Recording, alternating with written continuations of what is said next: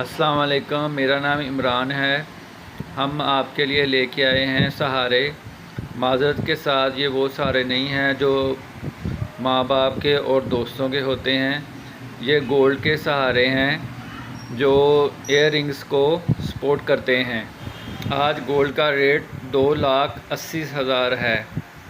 اس طرح ہی اگر ہم 22 کیرٹ کے ریٹ کی بات کریں تو تولے کا ریٹ 2,56,666 روپے نکلتا ہے۔ ان سہاروں کی لمبائی 2 انچ ہے۔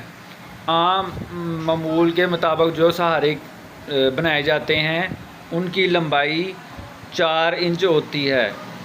یہ ہم نے کم وزن کی وجہ سے کم لمبائی میں تیار کیے ہیں۔ ان کا وزن 2 ماشے کے قریب ہے اور جو عام سہارے تیار کیے جاتے ہیں ان کا وزن 4 ماشے تیار ہوتا ہے۔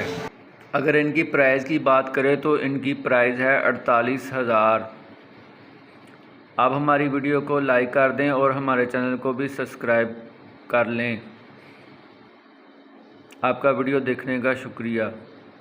ملتے ہیں نیکسٹ ویڈیو میں۔ اللہ حافظ۔